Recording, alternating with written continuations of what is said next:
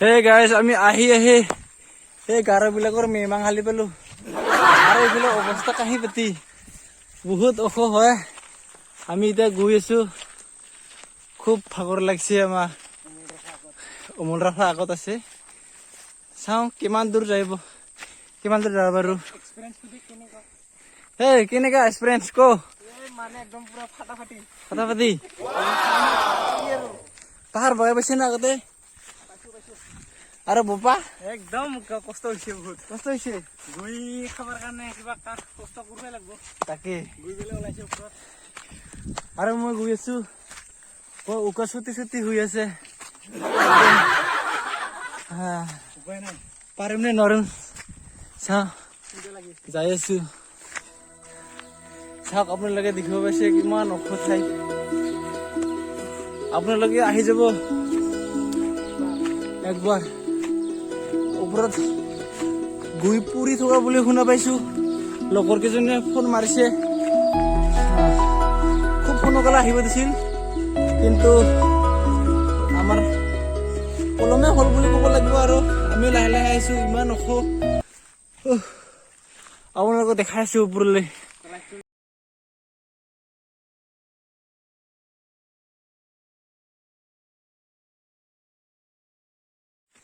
তাত আমি যাই উপস্থিত হ'ম আৰু আপোনালোকক ধুনীয়াকে দেখাবলৈ চেষ্টা কৰিম।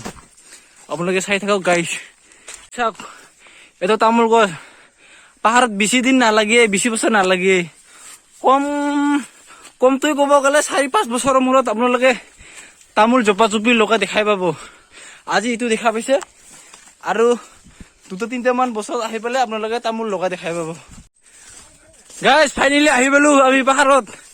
এইয়া কিবা গুই মাংস খাব লাগিব আজি, তামাম।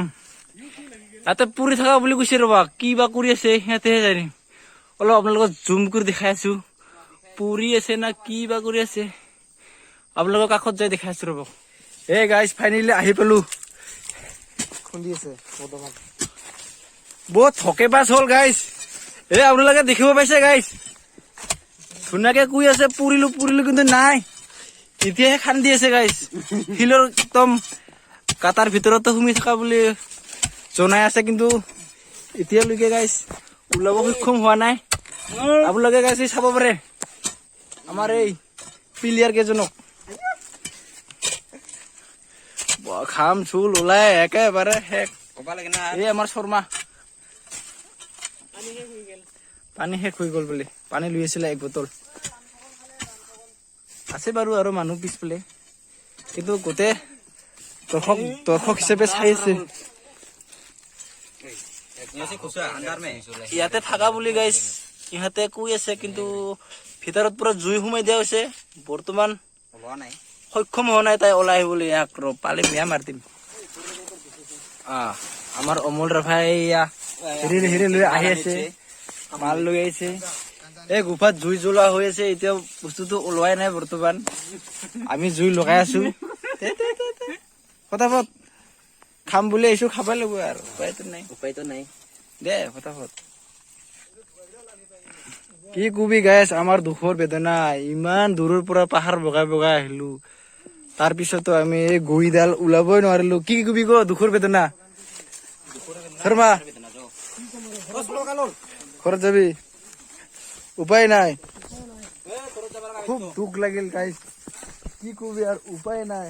বহুত দুখৰ বেদনাৰে যাব লগা হ'ল। ঘামি জিমি আহিলো, খোৱাৰ দৰে হ'ল গাইজ।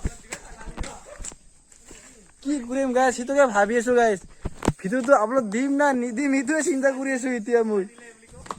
আপোনালোকক বহুত জোচত দেখাই আছিলো, কিন্তু কি ক'ম আৰু উপায় নাই, জোচ কমি গ'ল গাইজ। ভাগ্যই নাই। চাওক গাইজ আমি কেইজন আছিলো, 1 2 3 4 5 6 7 আৰু মই আছো গাইজ 9। উপায় নাই। বৰ দুখমূলক ভাৱে আমি এতিয়া ঘৰমুৱা। উপায় নাই আৰু মিছা হ'ল আজি আমাৰ মিছন আনচাকচেছফুল। আমি এতিয়া ঘৰত গৈ আছো গাইজ।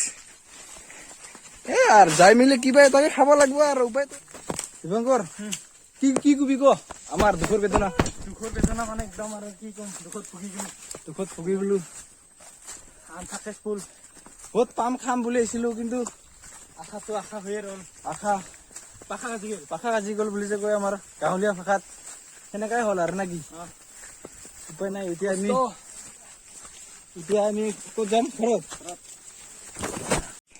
এতিয়া পানী পূৰ্ব নাই পানী পুৰা এতিয়া আমি একা বেকা ৰাস্তা হৈ ঘৰৰ ফালে আগমন কি কোৱা ঠিক আছে গা পা থৈ দোকান ফালে যাম অলপ ফুৰিব